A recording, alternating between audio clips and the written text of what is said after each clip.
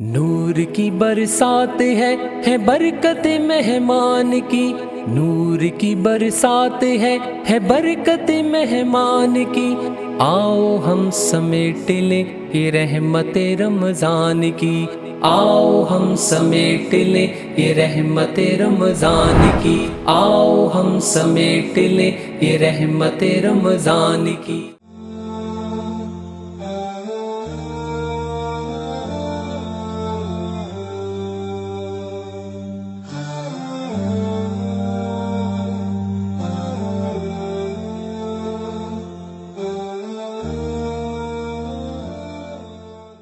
بسم اللہ الرحمن الرحیم۔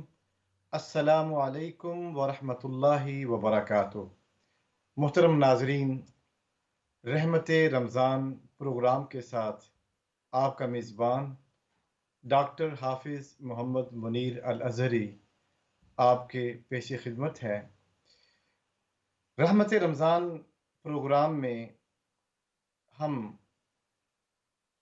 رمضان شریف کے آخری عشرہ کے حوالے سے کچھ گفتگو کریں گے، اور اس کے ساتھ ہی رمضان کے بعد کے جو تاثرات انسان کی طبیعت پر ہوتے ہیں، کچھ گفتگو اس حوالے سے کی جائے گی۔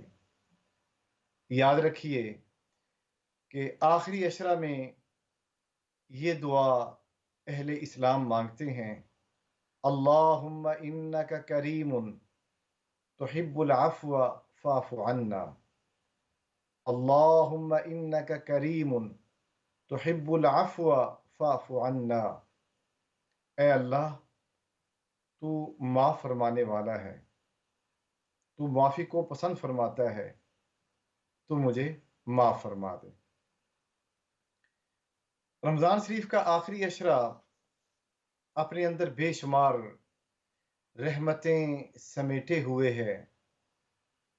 بالخصوص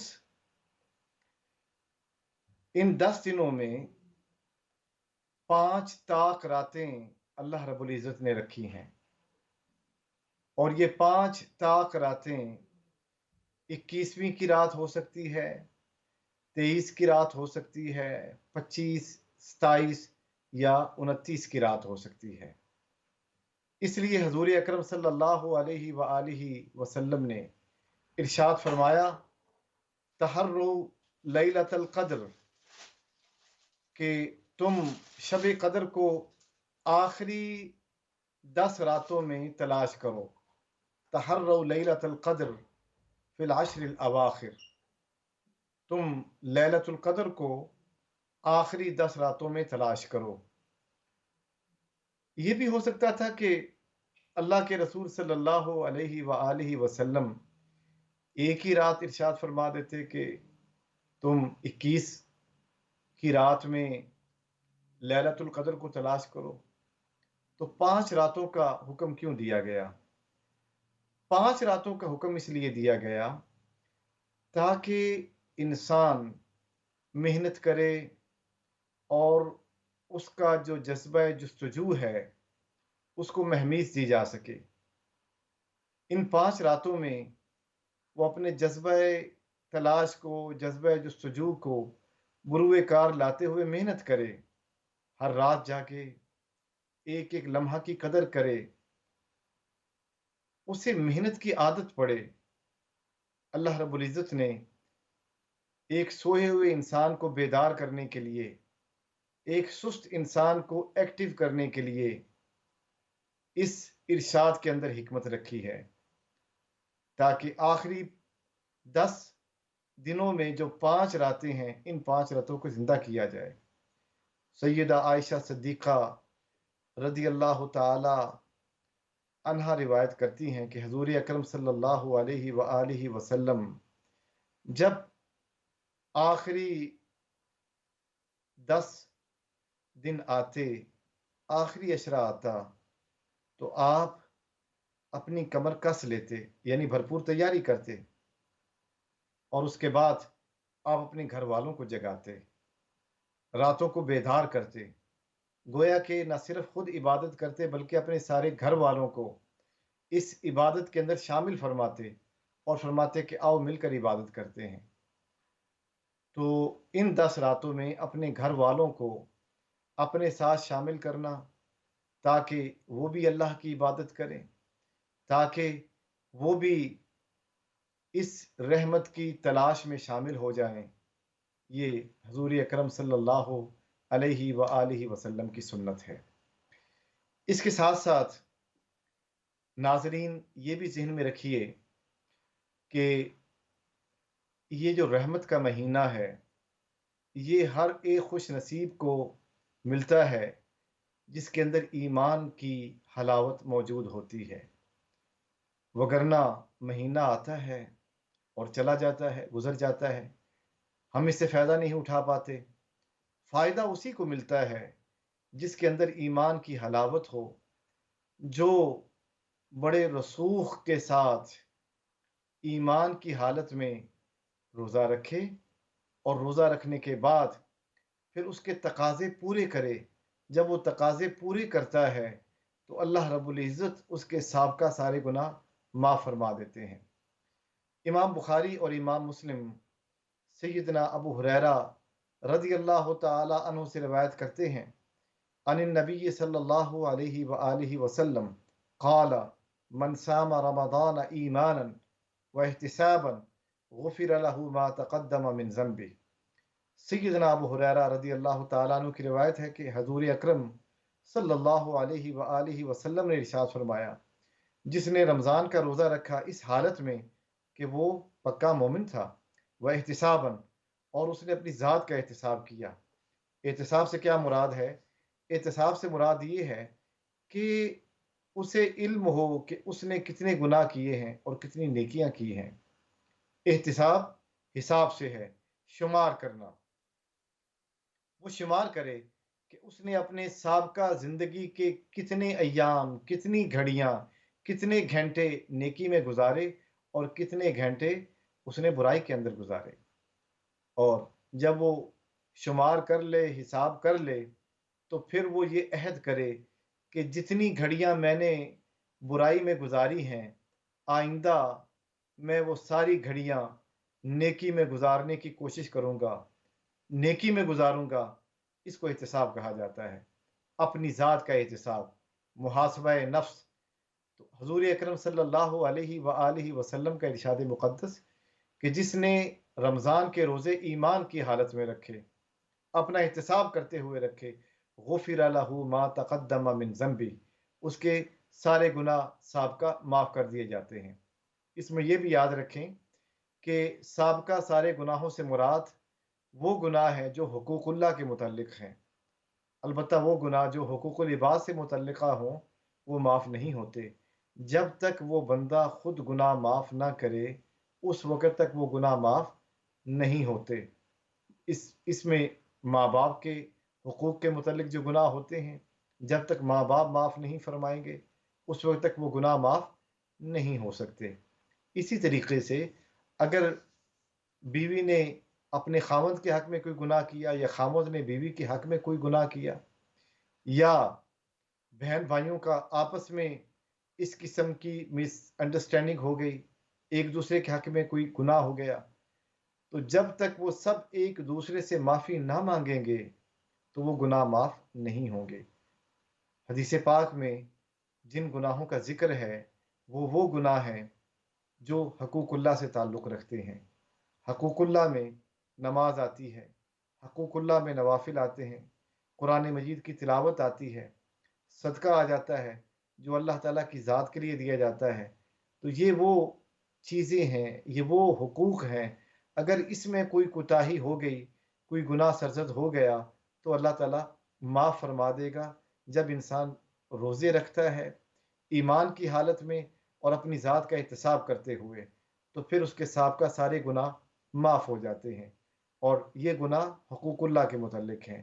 حقوق العباد بہتر ہے کہ انسان دنیا میں معافی مانگ لے لوگوں سے، وگرنہ قیامت کی رسوائی بہت بڑی رسوائی ہے۔ اس لیے ماں باپ سے متعلقہ بالخصوص جو انسان غلطی کر بیٹھتا ہے، اگر ماں باپ زندہ ہیں تو وہ ماں باپ کے پاس جا کر معافی مانگ لے، اللہ تعالیٰ معاف فرما دے گا۔ اور اگر ماں باپ اس دنیا سے چلے گئے تو ان کی قبر پہ جا کر وہ معافی مانگے، اللہ تعالیٰ کو رحم آ جائے، اللہ تعالیٰ اس شخص کو معاف فرما دے۔ اسی طریقے سے حدیث کا جو اگلا حصہ ہے وہ یہ ہے، وَمَنْ قَامَ لَيْلَةَ الْقَدْرِ ایمانا وَاحْتِسابا غُفِرَ لَهُ مَا تَقَدَّمَ مِنْ ذَنْبِهِ، جس نے لیلۃ القدر کو زندہ کر دیا۔ لیلۃ القدر، اس کی تمام گھڑیاں اس نے بھرپور انداز میں گزاری، ان کو زندہ کرتے ہوئے گزاری، احتساب کرتے ہوئے گزاری۔ غفر له ما تقدم من ذنبه، تو اس کے سابقہ سارے گناہ معاف کر دیے جاتے ہیں۔ اب لیلۃ القدر سے مراد 5 راتیں ہیں، ان 5 راتوں میں اس نے عبادت کی، بھرپور انداز میں قرآن کی تلاوت کی، درود پاک پڑھا، صدقہ و خیرات کیا، لوگوں کو نیکی کی دعوت دی، لوگوں کو دین کی طرف بلایا، اچھی بات کی، اچھی نصیحت کی۔ تو یہ وہ امور ہیں، جب انسان ان 5 راتوں میں ان امور کو سر انجام دیتا ہے تو اللہ رب العزت اس کے سابقہ سارے گناہ معاف فرما دیتے ہیں۔ اسی لیے سیدنا ابو ہریرہ رضی اللہ تعالی عنہ کی روایت میں جو چیز اہمیت کے ساتھ بیان کی گئی ہے وہ یہ ہے، سابقہ سارے گناہوں کی معافی۔ یہ اس وقت ہوگی جب انسان ایمان اور احتساب کے ساتھ روزے رکھے گا، اور ایمان اور احتساب کے ساتھ وہ لیلۃ القدر کو زندہ کر دے گا۔ لیلۃ القدر اللہ تعالیٰ کا خاص انعام ہے۔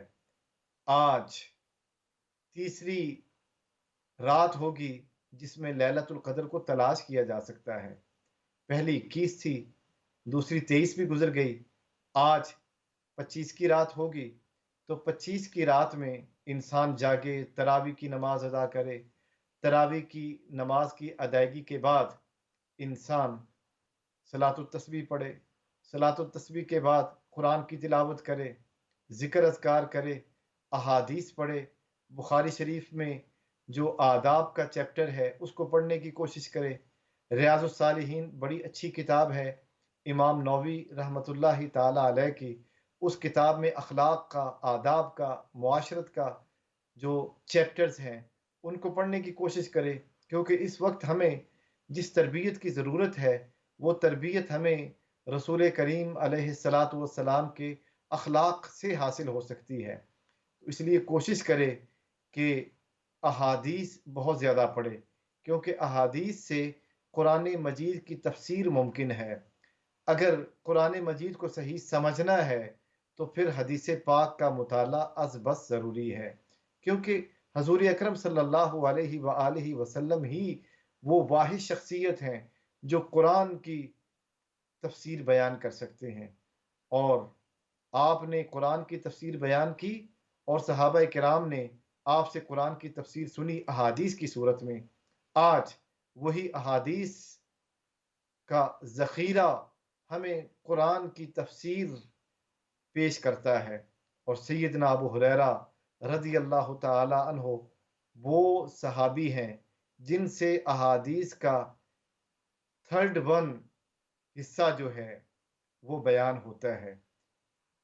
اسی طریقے سے سیدہ عائشہ صدیقہ رضی اللہ تعالی عنہا سے عورتوں کے معاملات ہمیں ملتے ہیں۔ سیدنا ابو ہریرہ رضی اللہ تعالی عنہ ایک اور حدیث پاک میں بھی اسی چیز کو بیان کرتے ہیں کہ من صام رمضان ایمانا و احتسابا غفر له ما تقدم من ذنبه وما تأخر۔ پہلی حدیث میں صرف ما تقدم تھا کہ جو ماضی میں غلطیاں ہو گئیں اللہ تعالیٰ انہیں معاف فرما دیتے ہیں، لیکن یہ روایت ایک اور جملے کا اضافہ کر رہی ہے، اور وہ جملہ کیا ہے؟ وما تأخر، کہ بعد میں جو انسان سے غلطیاں سرزد ہوں گی اللہ تعالیٰ ان کو بھی معاف فرما دیتا ہے۔ اور اس روایت کو امام نسائی نے اپنی صحیح کے اندر بیان کیا ہے۔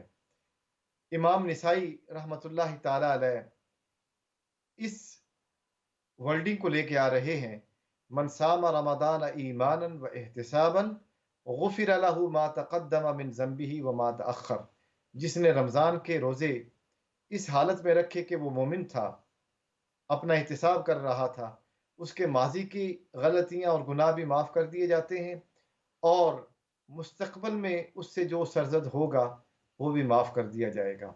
اب دیکھیے یہ کتنا بڑا انعام ہے کہ اللہ رب العزت رمضان کی برکت میں کیا فرما رہے ہیں، اس کے سابقہ اور آنے والی غلطیوں کو معاف فرما رہے ہیں۔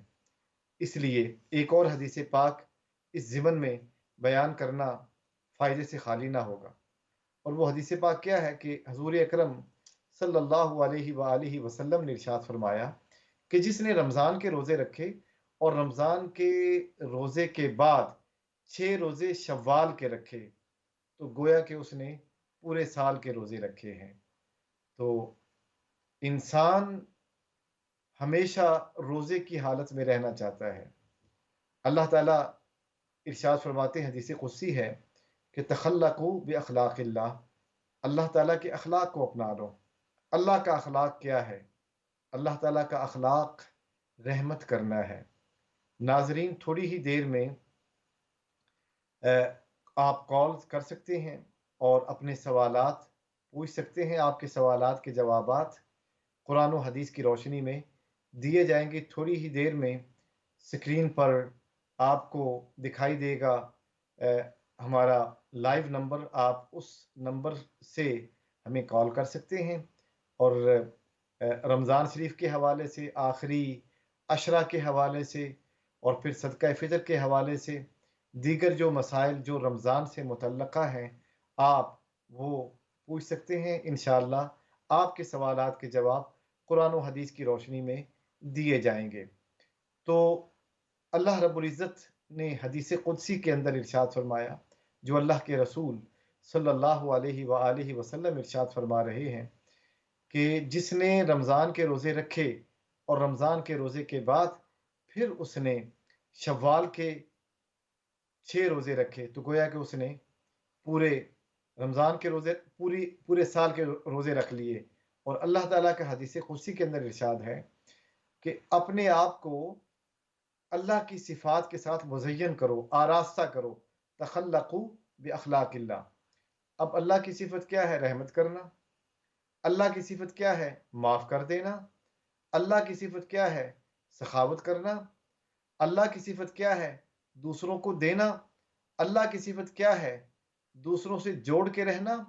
اللہ کی صفت کیا ہے؟ ایک دوسرے کے ساتھ محبت کا اظہار کرنا۔ یہ اللہ تعالیٰ کی صفات ہیں، اور بے شمار صفات ہیں اللہ کی۔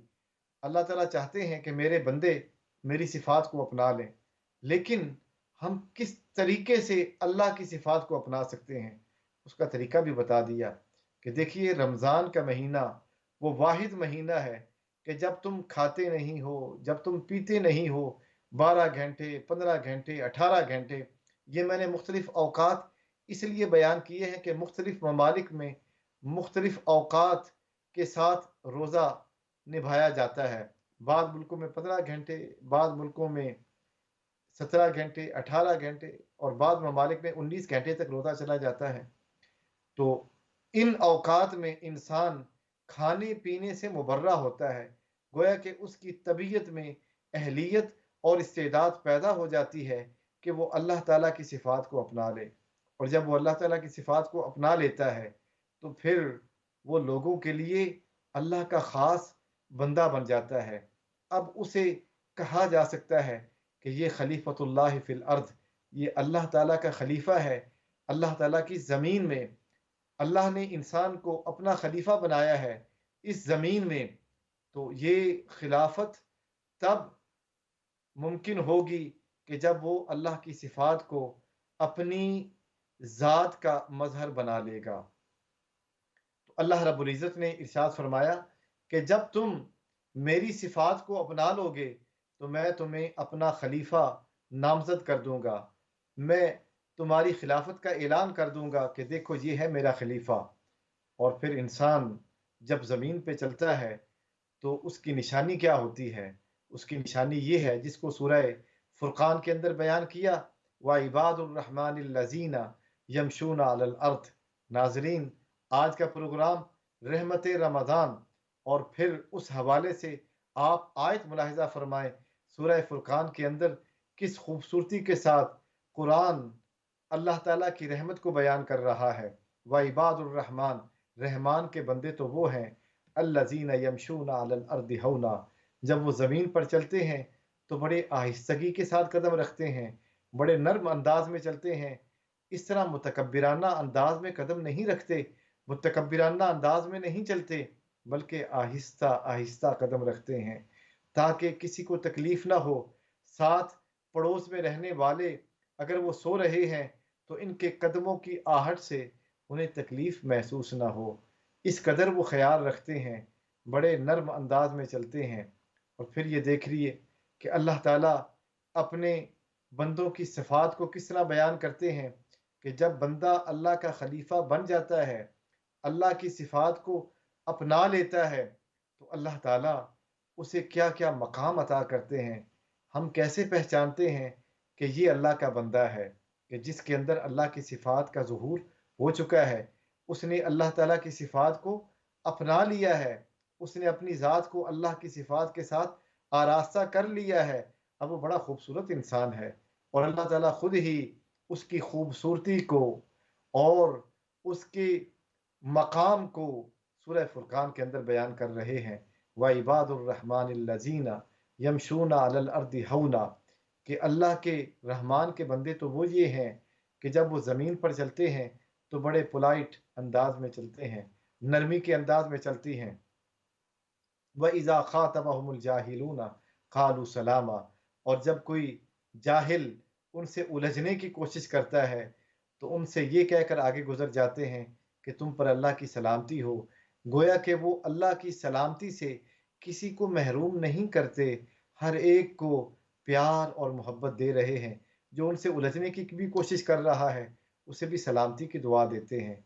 और फिर उनकी सिफ़ात को आगे कुरान किस तरह बयान करता है, वल्लज़ीना यबीतूना लिरब्बिहिम सुज्जदम व क़ियामा, और वो तो वो लोग हैं कि वो पूरी रात अपने रब के लिए गुजार देते हैं, हालत क़याम में गुजारते हैं, हालत सजदा में गुजार देते हैं, पूरी रात खड़े रहते हैं, इबादत करते रहते हैं, कुरान पढ़ते हैं, कभी नमाज की हालत में क़याम करते हैं, कभी वैसे खड़े हो जाते हैं कुरान हाथ में लेकर और अल्लाह का कुरान पढ़ते हैं, बड़े दर्द व सोज के साथ, बड़ी मोहब्बत के साथ। जो भी उनकी आवाज़ को सुनता है उसकी भी आंखों में आंसू आ जाते हैं। और फिर सूरह माइदा के अंदर 7वें पारे की पहली आयत पढ़ने से पता चलता है कि अल्लाह ताला की मोहब्बत कब दिल में आती है, उसकी भी निशानी बता दी। उसकी निशानी ये बताई, वइज़ा समिअू मा उनज़िला इलर रसूल तरा अयुनहुम तफीदु मिनद दमइ मिम्मा अरफू मिनल हक़, कि जब वो अल्लाह का कुरान सुनते हैं तो ए मेरे हबीब सल्लल्लाहु अलैहि व आलिहि वसल्लम, आप देखेंगे कि उनकी आंखों से आंसू बह रहे हैं। क्यों बहते हैं आंसू? इसलिए कि उन्होंने हक़ को पहचान लिया, वो अल्लाह ताला की ज़ात का इरफान हासिल कर चुके हैं।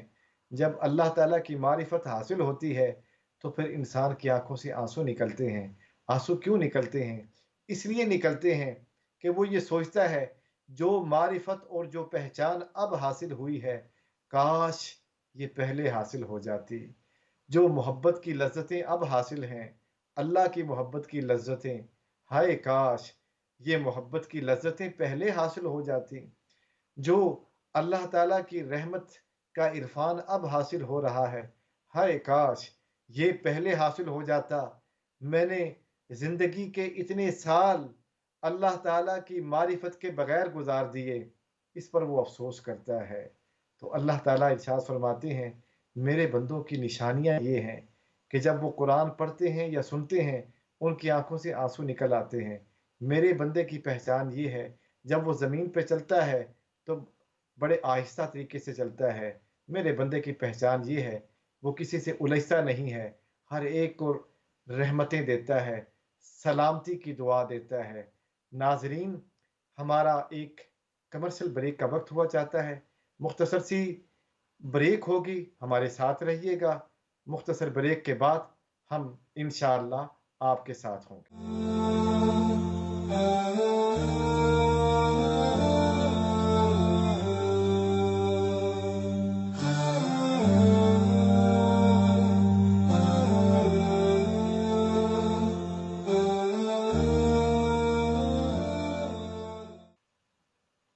ویلکم بیک محترم ناظرین، رحمت رمضان پروگرام میں ہم آپ کو ایک بار پھر خوش آمدید کہتے ہیں۔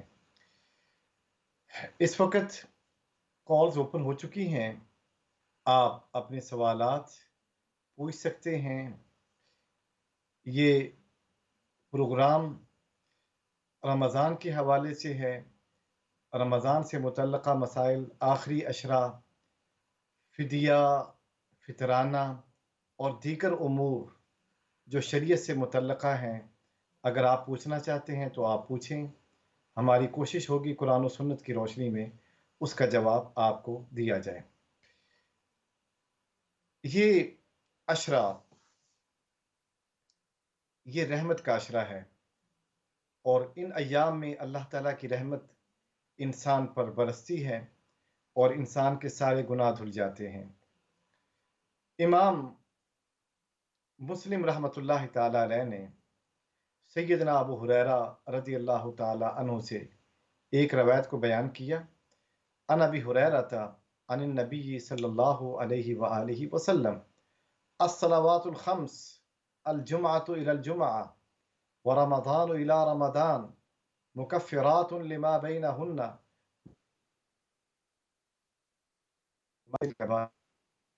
حضور اکرم صلی اللہ علیہ وآلہ وسلم نے ارشاد فرمایا، 5 نمازیں، ایک نماز سے دوسری نماز تک، اور ایک جمعے سے دوسرے جمعے تک، اور ایک رمضان سے دوسرے رمضان تک، درمیان میں جتنا بھی عرصہ ہے، یہ ایک دوسرے کے لیے کفارہ بن جاتے ہیں۔ اگر انسان نے اس عرصے میں کوئی گناہ کیا ہو، کوئی غلطی سرزد ہو گئی ہو، تو پھر آنے والا رمضان جو ہے وہ سابقہ سال میں جو اس سے غلطیاں سرزد ہو چکی ہوتی ہیں ان کے لیے کفارہ بن جاتا ہے۔ اس لیے ہمیں کوشش کرنی چاہیے کہ ہم اپنے آپ کو بہتر کریں۔ جی محترم ناظرین، کالز کا سلسلہ شروع ہے، ہم ایک کال لیتے ہیں۔ السلام علیکم۔ وعلیکم السلام ورحمۃ اللہ وبرکاتہ۔ مولانا صاحب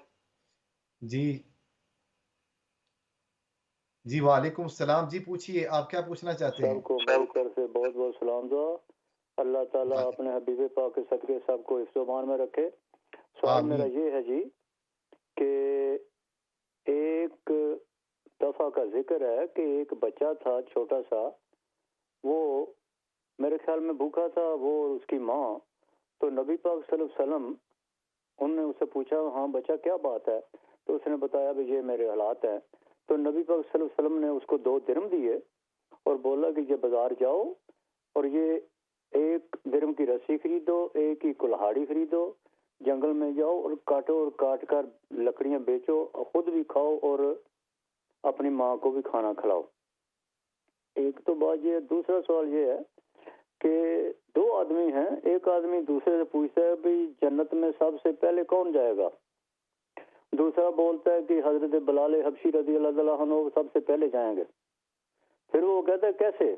اس نے کہا کہ جس اونٹنی پہ نبی پاک صلی اللہ علیہ وسلم سوار ہوں گے، اس اونٹنی کے مہار جو ہے وہ حضرت بلال حبشی رضی اللہ تعالیٰ عنہ کے ہاتھ میں ہوگی، تو وہ پہلے جائیں گے، تو پھر اونٹنی آگے، پھر نبی پاک صلی اللہ علیہ وسلم جنت میں داخل ہوں گے۔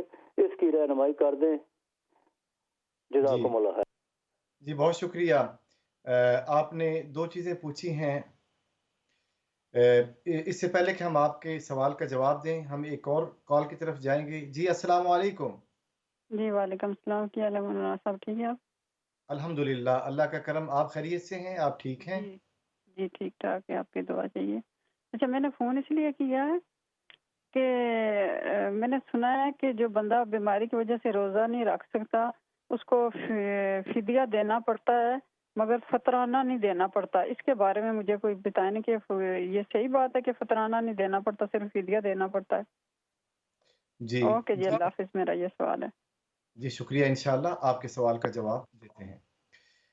जी, पहले सवाल की तरफ हम आते हैं कि एक माँ अपने बच्चे को लेकर आई। वो वाक़या जो है वो एक सहाबी का है कि एक सहाबी हज़ूर अकरम सल्लल्लाहु अलैहि वसल्लम की बारगाह में हाज़िर हुआ और उसने अर्ज़ की कि मैं भूखा हूँ या मैं मोहताज हूँ।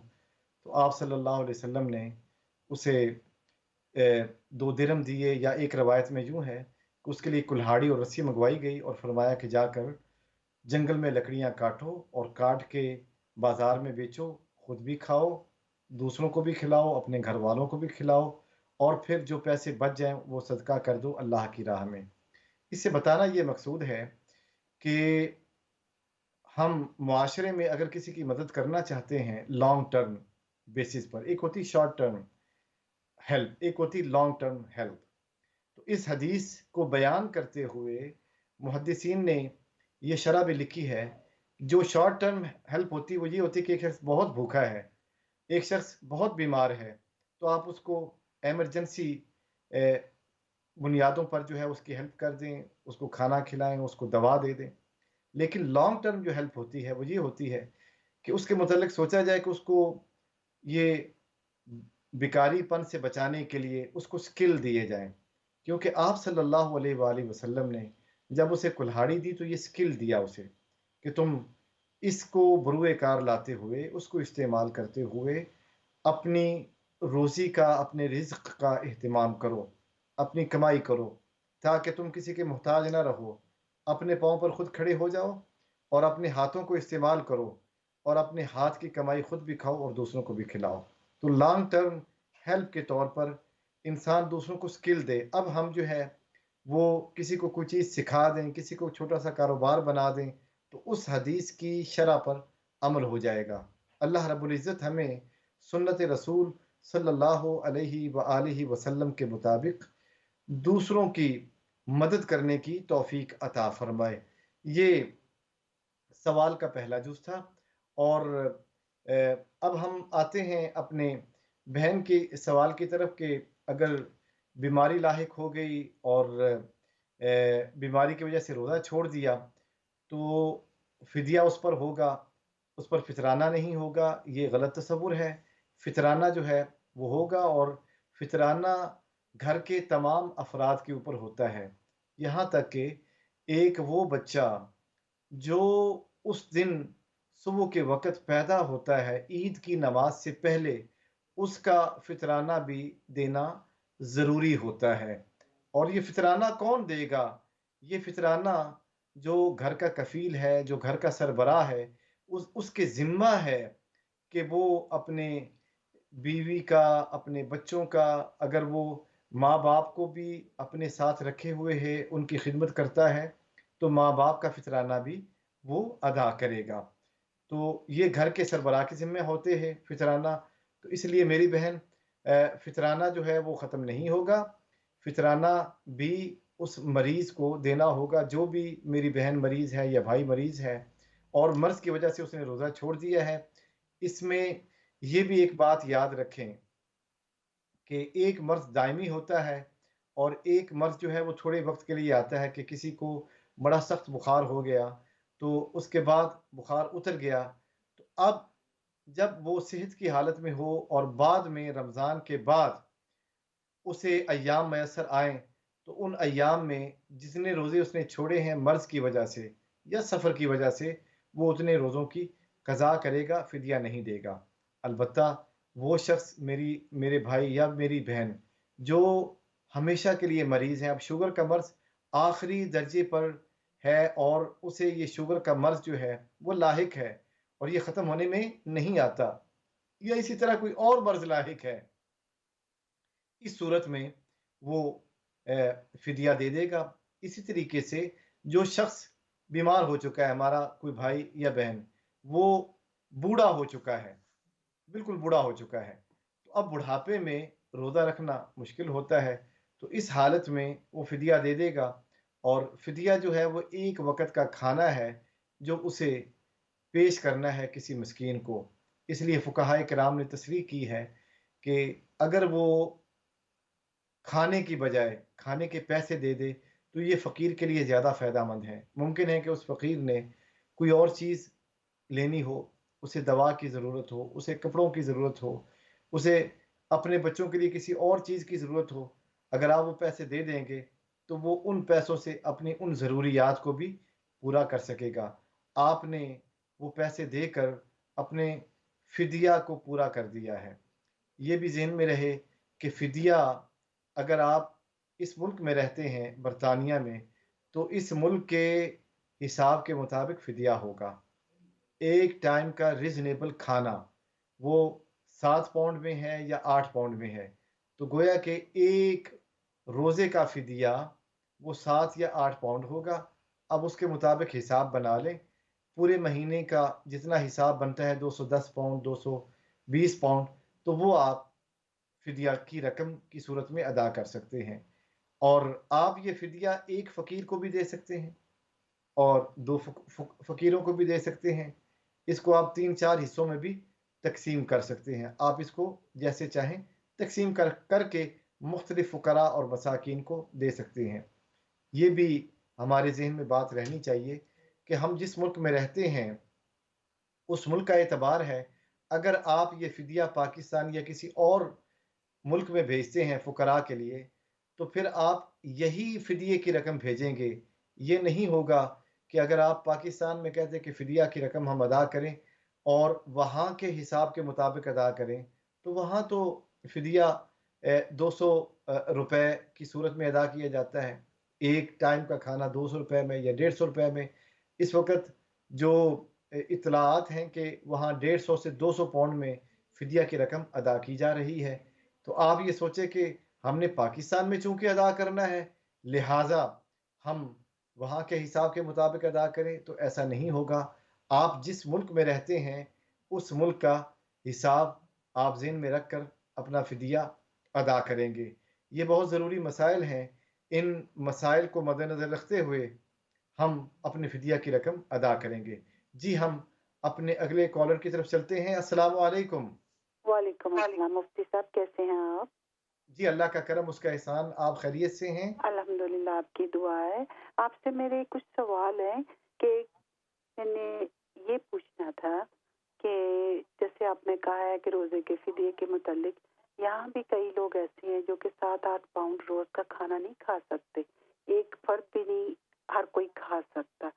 کچھ میری سچویشن ایسی ہے کہ میں تو 150-200 پاؤنڈ میں پورا مہینہ چلاتی ہوں، تو میرے لیے بہت مشکل ہے کہ میں 8 پاؤنڈ یا 7 پاؤنڈ روزے کے لیے دے سکوں۔ میں خود شوگر کی مریضہ ہوں، مجھ جی میں اتنی استطاعت نہیں ہے کہ میں اتنا پیسہ دے سکوں۔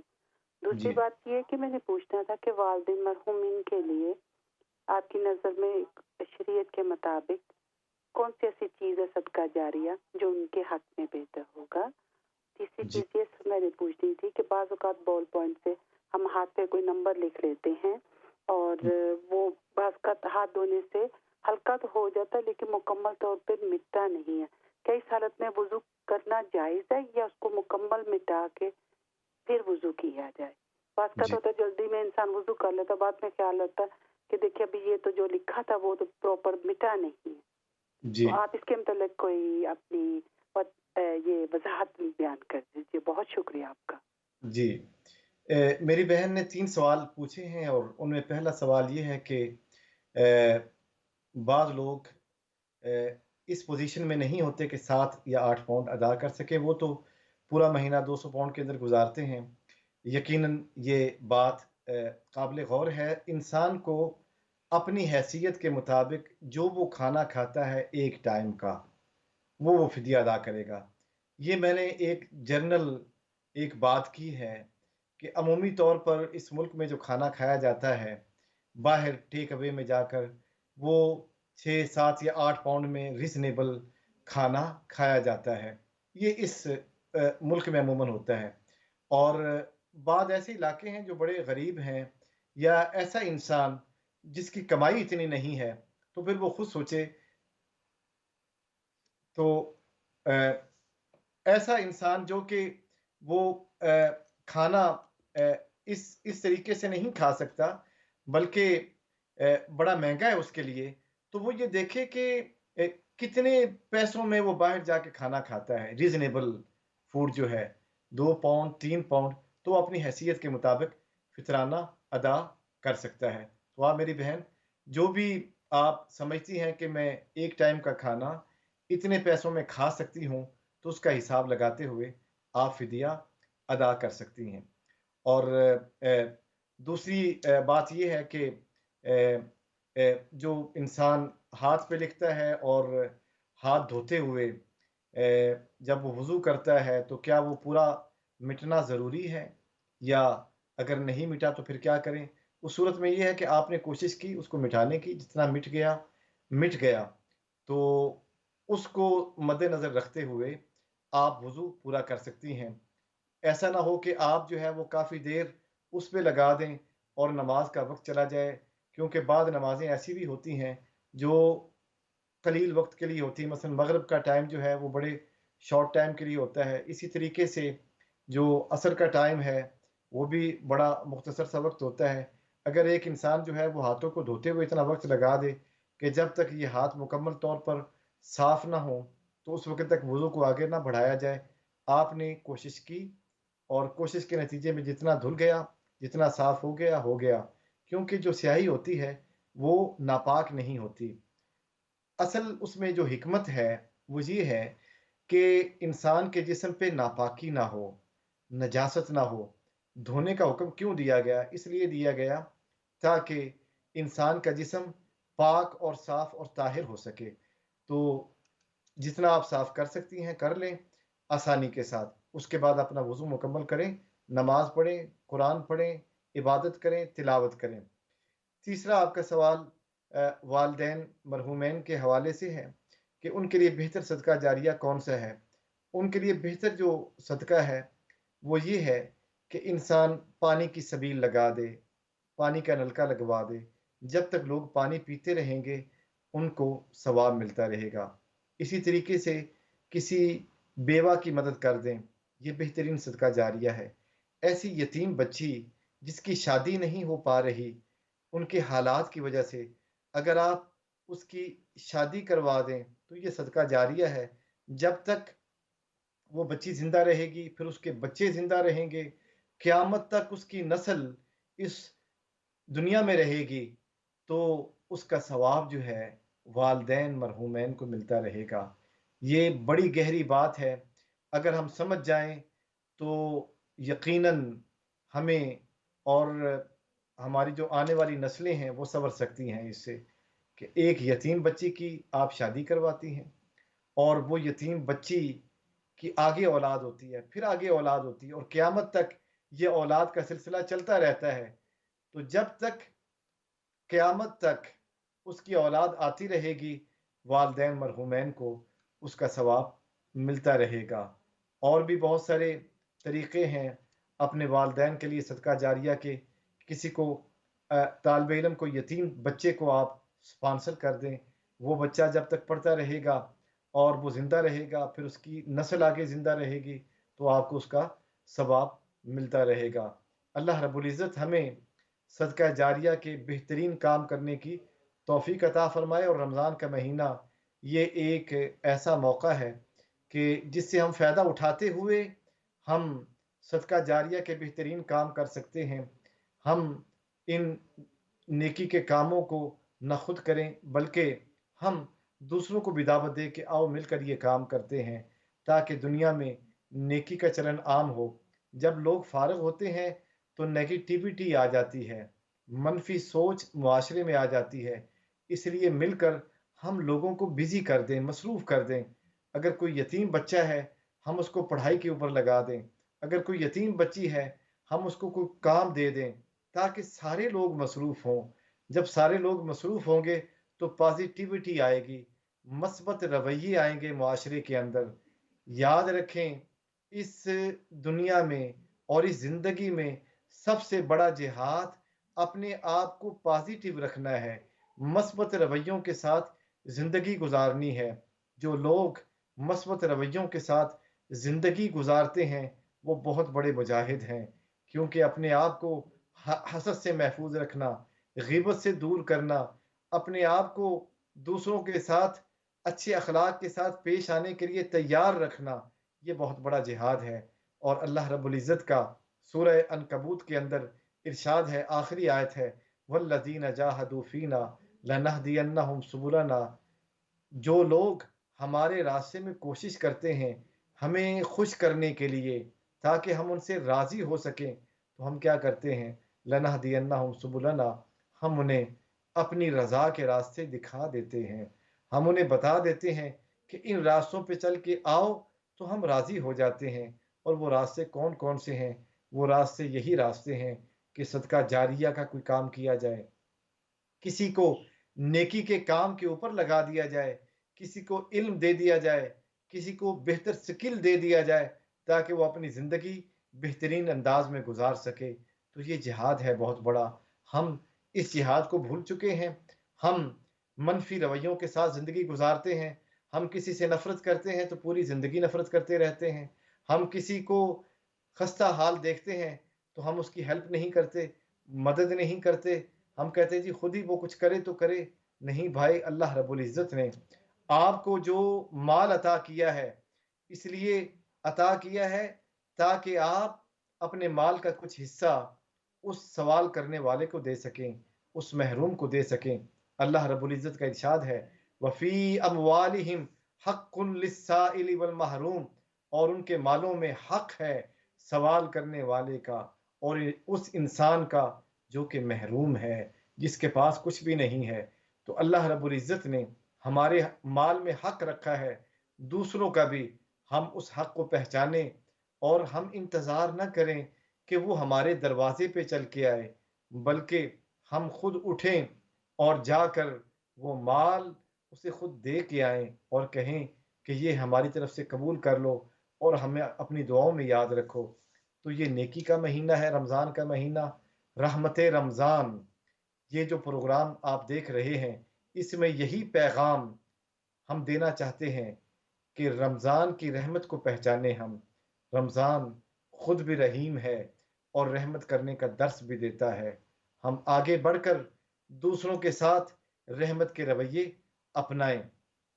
اس کے ساتھ ساتھ ہم یہ بھی ہم اپنے ناظرین کو مزید بھی کچھ چیزیں بتائیں گے۔ اس سے پہلے کہ ہم ان چیزوں کی طرف آگے بڑھیں، ایک کال لیتے ہیں۔ جی السلام علیکم۔ وعلیکم السلام مفتی صاحب، کیسے ہیں آپ؟ اللہ کا کرم، اس کا احسان۔ آپ میری بہن کیسی ہیں؟ الحمدللہ۔ مفتی صاحب آپ سے بات پوچھنی تھی کہ میرے بھائی صاحب فوت ہو گئے، چند سال ہو گئے، تو انہوں نے میرے گھر میں ایک فرد بھیجا تھا کام کرنے کے لیے، تو کہہ رہے تھے کہ میں خود انہیں پیسے دوں گا، تم انہیں پیسے نہ دینا۔ اسی دوران ان کی وفات ہو گئی اور کچھ عرصے بعد اس آدمی کی بھی وفات ہو گئی جو کام کرنے آیا تھا، وہ غیر مسلم تھا۔ اب پتہ نہیں کہ اس کو دیا گیا کہ نہیں، وہ بقول اس نے یہ کہا تھا کہ میں نے ابھی تمہارے بھائی سے پیسے نہیں لیے، اس سے پہلے کہ میں اس کو دے پاتی یا اس کے متعلق پوچھ پاتی تو وہ فوت ہو گیا، لیکن اس کے گھر والوں کا مجھے نہیں معلوم کہ وہ کہاں رہتے ہیں۔ آپ میری کچھ وہ گائیڈنس کیجئے، میں کیسے وہ رقم جو اس کا معاوضہ ہے اجرت کام کا، کیا اس کے راہ میں صدقہ کروں، کیونکہ وہ تو غیر مسلم ہے، اس کے لیے تو یہ جائز نہیں ہے۔ کس طرح سے میں اس مسئلے کو حل کروں، کیونکہ مجھے معلوم نہیں آیا میرے بھائی نے دے دیا تھا یا نہیں دیا تھا، بقول اس کے کہ اس نے میرے بھائی نے اسے پیسے نہیں دیے، لیکن وہ فوت ہو گیا، وہ جو غیر مسلم آدمی تھا کام کرنے آیا تھا۔ اب میں سوچ میں ہوں کہ وہ جو رقم ہے وہ میں کس طرح اس کی ادائیگی کر سکوں، وہ کوئی 50-60 پاؤنڈ ہے، تو وہ دینے کس طرح میں ادائیگی کروں۔ دوسری یہ ہے کہ ہمارے پاکستان کے محلے میں ایک بیوہ جس کے پاس 2 تولے زیور ہے، کیا اس کو زکوٰۃ دے سکتے ہیں؟ بہت شکریہ۔ جی، میری بہن نے 2 سوال پوچھے۔ پہلا سوال یہ ہے کہ ایک غیر مسلم نے اس کے گھر میں آ کے کام کیا، ایک غیر مسلم نے اس کے گھر میں آ کے کام کیا، اس کے بھائی نے کہا کہ اسے اجرت میں دوں گا، لیکن وہ اجرت نہیں دے پایا اور وہ دنیا سے چلا گیا۔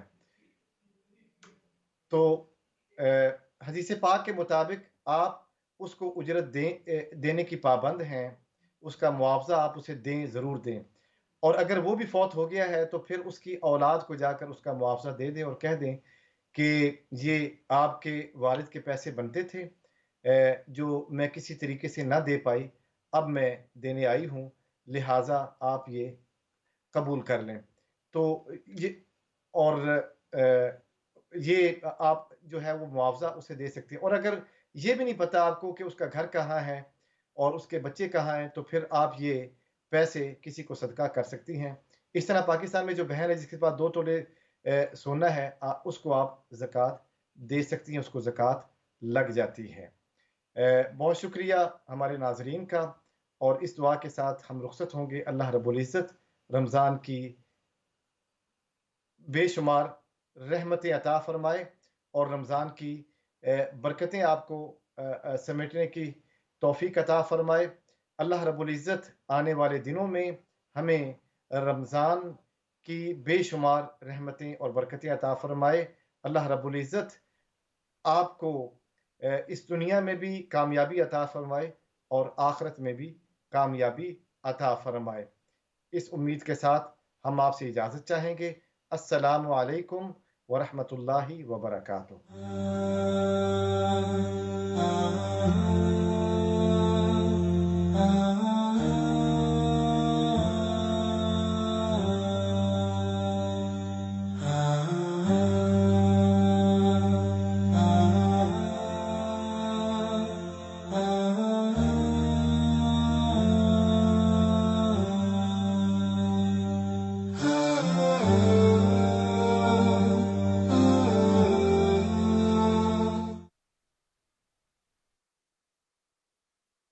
نور کی برسات ہے برکت مہمان کی، نور کی برسات ہے برکت مہمان کی، آؤ ہم سمیٹ لیں یہ رحمت رمضان کی، آؤ ہم سمیٹ لیں یہ رحمت رمضان کی، آؤ ہم سمیٹ لیں یہ رحمت رمضان کی۔